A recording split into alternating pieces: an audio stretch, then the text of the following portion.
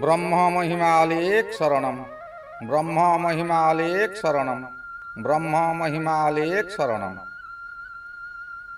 गुरु कृपा YouTube channel तरफर अगणित दर्शक मानकु हार्दिक अभिनंदन जनाई आरंभ करने को जाउछि मासिक राशिफल। एही राशिफल आरंभ करने पूर्वरु आपण मानकु मोर विशेष अनुरोध, जेउ माने प्रथम करी आमर यही गुरु कृपा यूट्यूब चैनल को आसुछंती सेमाने गोटिए सब्सक्राइब करंतु और पाखरे आसुथिबा बेल आइकन को दबाई दियंतु, जहा द्वारा कि आमर जेउ समय रे वीडियो अपलोड हेबो सर्वप्रथमे आपण मानक पाखरे पहुंची पारिबो। आपण मानकु आउ एक अनुरोध, जेउ मानकर विवाह रे विलंब हेउछि, बारंबार विवाह भांगी जाउछि किंबा चाकरी करबा को चाही इंटरव्यू देई इंटरव्यू रे फेल हेउछंती, चाकरी होई पारु नाही, परिवार मध्यरे स्वामी स्त्री मध्यरे झगड़ा सबु बेले रहुछि, सेमाने सेमानंकर जन्म तारीख, जन्म समय, जन्म स्थान एही निम्न रे दिया जाउथिबा मेल आईडी रे प्रेरण करंतु। आम्भे ताहा गणना करी आपनकु सठिक उपदेश बताई देबु। आसंतु एबे जानिबा 2026 मसिया जून मासरे मकर राशिर मासिक राशिफल। एही मकर राशि राशि चक्रर दशम राशि। एही राशिर अधिपति धर्मराज शनि ग्रह ओ देवतांकर सेनापति मंगलंकर सिंहासन गृह। आपण जदि मकर राशि रे जन्म ग्रहण करिसंती तेबे जून मास आपणक जीवन रे एक बड़ परिवर्तनर समय होई पारे। एही मासरे आपणक जीवन रे एमिति किछि घटना घटी पारे जहा आपणक चिंताधारा, आपणक निष्पत्ति और आपणक भविष्यतर दिग को परिवर्तन करदेव। एही मासटी केवल सुख किंबा केवल दुखर मास नुहे, बरं यह एक एमिति समय जेउठारे जीवन आपणको प्रथमे परीक्षा करिवो, परे तार फल देव। जदि आपण धैर्य धरिबे और सठिक समय रे सठिक निष्पत्ति नेबे तेबे एही मास आपणक जीवन को नूतन दिग देई पारे। एही जून मासर आरंभ रे आपणक मन रे अजणा चिंता और अशांति बढ़ी जाई पारे। आपण अनुभव करि पारंती जे आपण जेते परिश्रम करूछंती सेही अनुसारे फल काहेकि मिलु नाही। मन रे केबे केबे निराशा भाव आसी पारे। छोट छोट कथा मध्य आपण को अधिक प्रभावित करि पारिबो। घरोई परिवेश रे मध्य केतेक अशांति देखा जिवो। परिवारर लोकमानक सह छोट कथा को नेई मतभेद होई पारे। आपणक कथा को अन्य माने भूल बुझी पारंती। सेही पाई एही समय रे राग रे कौनसी कथा कहिबा ठीक हेबो नाही। शांत रहिबा और सहनशीलता रखिबा आपणक पाई अत्यंत आवश्यक। आर्थिक दिगरु यही मासटी मिश्र फल देव। धन आसीबार जोग रहुछि किंतु खर्च मध्य बढ़ी जीव। विशेष करी परिवार, घर किंबा निज स्वास्थ्य संबंधी काम रे अधिक खर्च हो जाई पारे। केतेक समय रे आपण को लागी पारे जे टंका हाथ रे रहु नाही काहेकि। सेही पई एही समय रे अनावश्यक खर्च को रोकिबा निहाती जरूरी। कार्य क्षेत्र रे एही मास आपण को अधिक परिश्रम कराइबो। कामर चाप भी बढ़ी जाई पारे। आपण को लागी पारे जे सबु दायित्व आपण को ऊपर आसी पड़िछि, किंतु भय करिवार किछि नाही। एही परिश्रम भविष्यत रे भल फल देव। ऊपर स्तरर लोक माने आपणक काम को लक्ष्य करिवे ଓ ଆପଣଙ୍କ ପ୍ରତି ସେମାନଙ୍କର ଭରସା ବି ବଢ଼ିଯିବ। ଯେଉଁ ବ୍ୟକ୍ତିମାନେ ବ୍ୟବସାୟ କରୁଛନ୍ତି ସେମାନଙ୍କ ପାଇଁ ଏହି ମାସରେ ନୂତନ ସୁଯୋଗ ଆସିପାରେ, କିନ୍ତୁ ତରବରରେ କୌଣସି ବଡ଼ ନିଷ୍ପତ୍ତି ନେବା ଠିକ୍ ହେବ ନାହିଁ।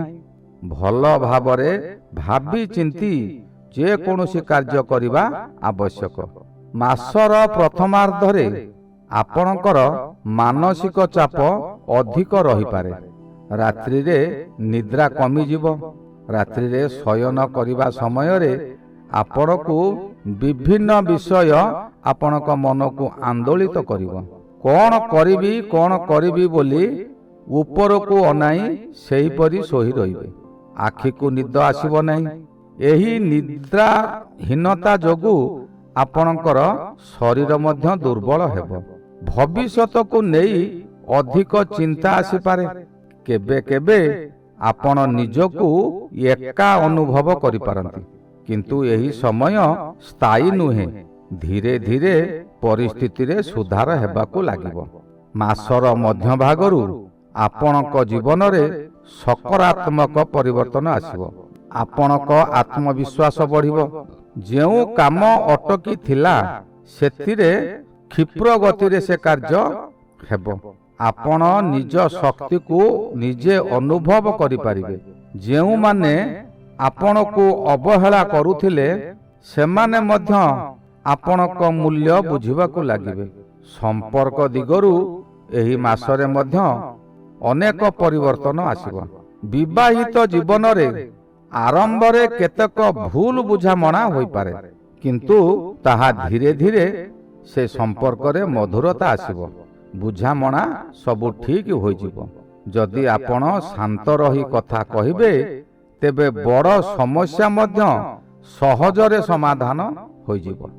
ପ୍ରେମ ସମ୍ପର୍କରେ ମଧ୍ୟ ଏହି ସମୟରେ ଗଭୀରତା ଆସିବ।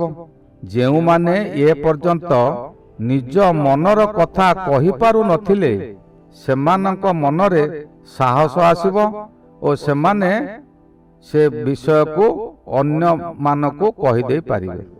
ଏହି ସମୟରେ ଆଧ୍ୟାତ୍ମିକତା ଆପଣଙ୍କୁ ମାନସିକ ଶାନ୍ତି ଦେଇପାରେ। ପୂଜାପାଠ, ଧ୍ୟାନ କିମ୍ବା ମନ୍ତ୍ର ଜପ କରିବା ଆପଣଙ୍କ ମନକୁ ଶାନ୍ତ କରିବ। ଧୀରେ ଧୀରେ ଆପଣ ଅନୁଭବ କରିବେ ଯେ ମନର ଭିତରେ ନୂତନ ଶକ୍ତି ଆସୁଛି। ମାସର ଶେଷ ଭାଗକୁ ଆପଣ ଅନୁଭବ କରିବେ ଯେ ଆପଣ ପୂର୍ବରୁ ଯେତିକି ଶକ୍ତିଶାଳୀ ଥିଲେ ତାଠାରୁ ଅଧିକ ଶକ୍ତିଶାଳୀ ହୋଇଯାଇଛନ୍ତି।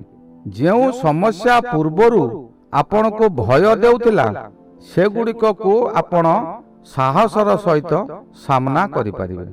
ଏହି ଜୁନ୍ ମାସଟି ଆପଣଙ୍କୁ ଗୋଟିଏ ବଡ଼ ଶିକ୍ଷା ଦେବ।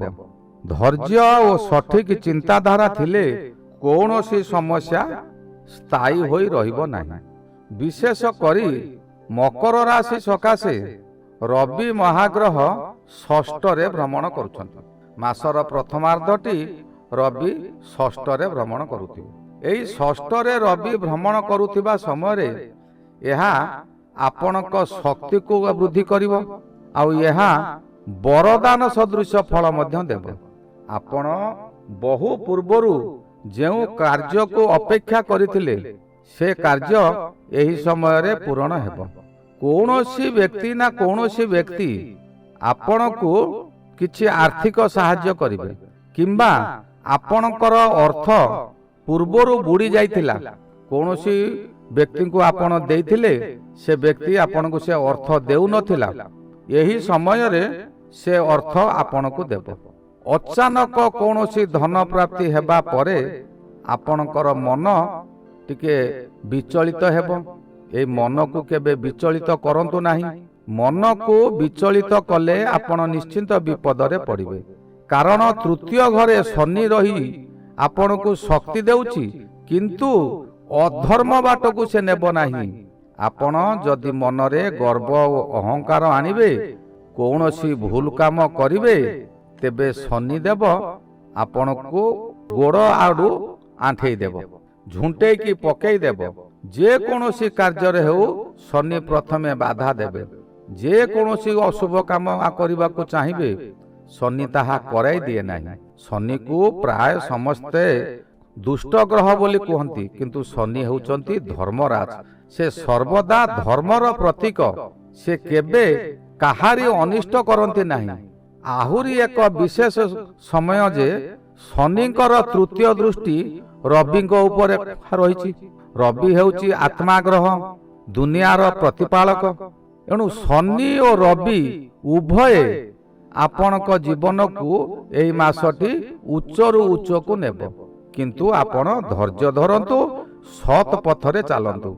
ପ୍ରତ୍ୟେକ ଦିନ ପ୍ରାତଃ ସ୍ନାନ କରି, ବ୍ରାହ୍ମ ମୁହୂର୍ତ୍ତରୁ ପ୍ରାତଃ ସ୍ନାନ କରି ପ୍ରଭୁଙ୍କର ଶରଣ ଦର୍ଶନ ନିଅନ୍ତୁ।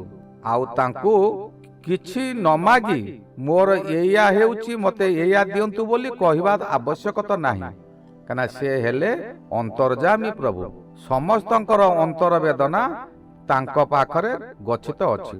ଆପଣ ଖାଲି ଏତିକି କହିବେ, ସମର୍ପି ଦେଲି ପାଇଲ ସର୍ବ, ବୁଝ କି ନ ବୁଝ ଆହେ ଗୁରୁଦେବ। ଏହି ଗଲା 2026 ମସିହା ଜୁନ ମାସରେ ମକର ରାଶିର ମାସିକ ରାଶିଫଳ।